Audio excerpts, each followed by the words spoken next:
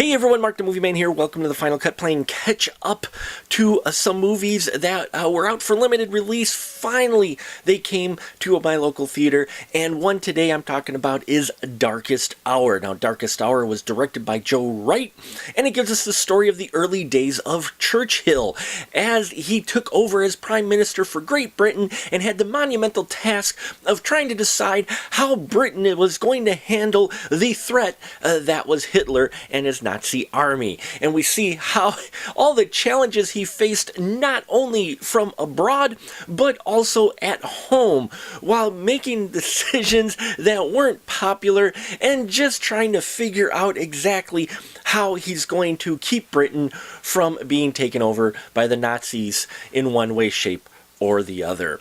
Wow, Darkest Hour. You know, there's some films you watch for the cinematography, some for the story, and then there's some for the performances. I'm going to say right now, Gary Oldman as Winston Churchill was phenomenal in this film. You don't see Gary Oldman, and I'm not talking about the makeup, because sometimes you get these movies where the actors are playing, historical characters or whatever, and you can kind of see the actor in there, but not in Darkest Hour.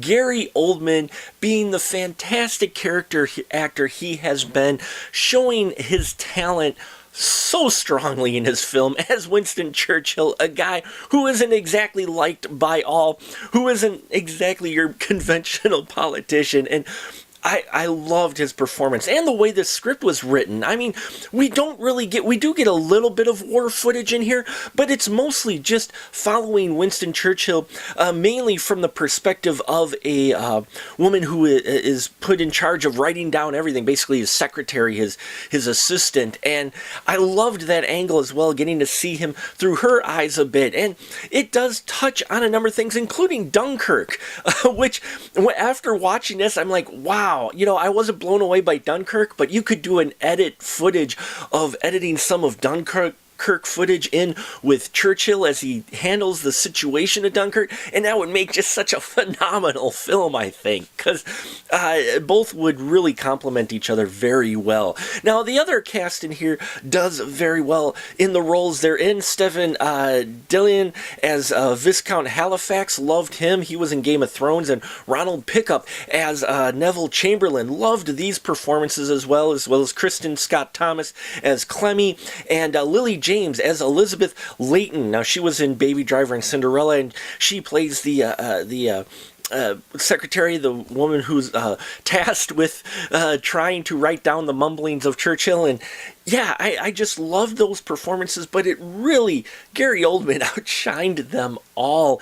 And the script keeps things tense. You wouldn't think so. It helped give you some insight into the isolation that he actually faced in the role of Prime Minister during this time, a role that nobody really wanted him in. And it gives you some great perspective and just some phenomenal cinema. Folks, if you haven't seen Darkest Hour yet, see it. If for nothing else, Gary Oldman. We all know Gary Oldman is a fantastic character actor. It shines here, and I hope he at least gets nominated for the Oscar for this film, because it would be rightly deserved, and I think it's about time he gets a golden statue. And that'll about do it for us here at the Final Cut. Please leave your comments down below about the Darkest Hour and how you felt about the film. Subscribe if you haven't already. I appreciate your support. And until next time, remember, keep that ticket stub.